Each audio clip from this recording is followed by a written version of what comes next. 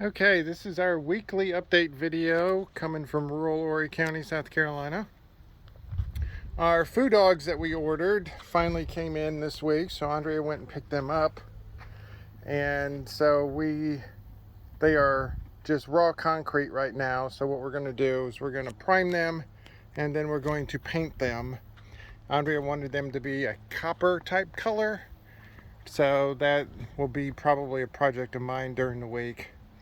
Is we're going to prime and then paint. The paint is going to be spray paint, so that'll be interesting. Alright, as you can see off in the distance, the shed has been started. I'll have a more detailed video of that. I'm parsing that out into several sections instead of doing one entire thing of the entire build.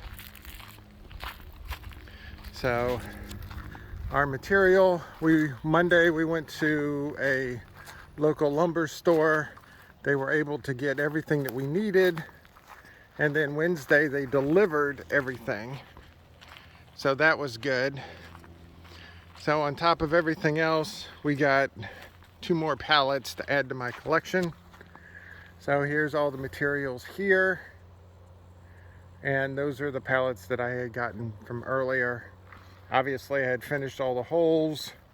Most of the holes were not in the right spot because I forgot to take certain things into account, so I had to enlarge in the holes. So most of the holes are not exactly circles, but that's fine. They'll have more concrete in them. So here's the shed as it is today. Like I said, I'll have extended video up of what we were doing up here. The outside of the shed is 12 by 16, and it's a little more than 9 feet to the top of our beam up here. So I think that's about it for this week.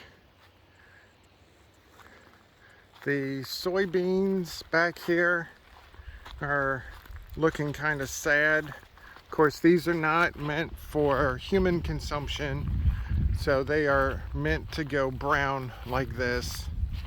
All the soybeans in the area up here, none of them have been harvested, so I don't think any of these soybeans are actually being used for human consumption. So they'll either be used for seeds or they'll be used for feed. I don't know if you can hear it in the video, but the wind's kind of decent. It's been helping us when we've been building, so the heat of the sun's not that bad. But here's the soybeans here. We had kind of a cold snap. It did not actually freeze, but it did get into the mid-30s a couple of nights this week. So the soybeans were starting to turn color anyway, but now they just look kind of pathetic. All the leaves are gone, so it's just the stalks and the beans themselves. So whenever they do get the harvest, I will be doing a video on that, because they'll be harvesting literally in my backyard, because this entire 4.5 acres of the soybeans is all our property. So the farmer gets to do all the fun stuff and I get to watch it, so it's a win-win for everybody. So I'm going to walk real quick over here to the peanuts. The peanuts have not been harvested yet, so they have turned them over. So I figured they were going to let them dry for a little bit, which they have been. Alright, I don't know if you can hear on the video, but the wind's pretty decent. Not like hurricane decent, but we probably got about 15-mile-an-hour gust right now, which is perfectly fine with me because it cools down. Okay, so walk over here.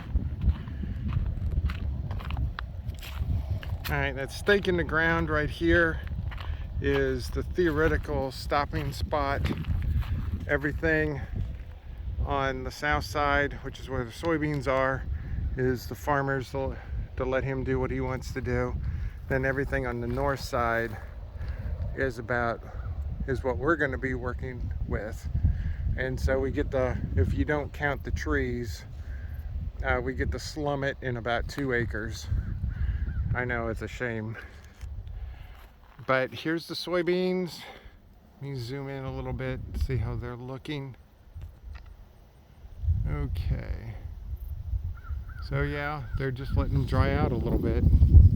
Funny thing is Andrea was taking her mother back up to where she lives after we went to the Chicken Bog Festival, and they went to a local grocery store up there and they bought like 5 pounds of roasted peanuts, and I'm like, why would you do that when we got tons and tons of peanuts right next door? But Andrea said she didn't want to feel like roasting them ourselves, and I can't really blame her. Only other thing that happened this week is, I'm walking over to it now, is over on the well house. Andrea and her mother were concerned about hitting the well house at night. Me personally, I don't understand, because we have like all the room in the world around here. So what we did is we went to Home Depot and got a couple of solar power spotlights. And believe it or not, when we got it when we got it and brought it back, there was only about an hour left of light. And that hour of light was able to charge the battery in that solar power, or in that solar cell, all night long. So that's how much or how little energy those lights actually produce. So they shine all night long. We actually went to dinner, and when we came back yesterday, it was actually dark, so we got to see it in action. I can't do it really on the video because it really doesn't show it justice, so I'm not going to. But needless to say, you can easily see it once you turn into the driveway. You can easily see it once you turn into the driveway. Andrea's mother is lobbying to put a couple more solar lights down at the street entrance.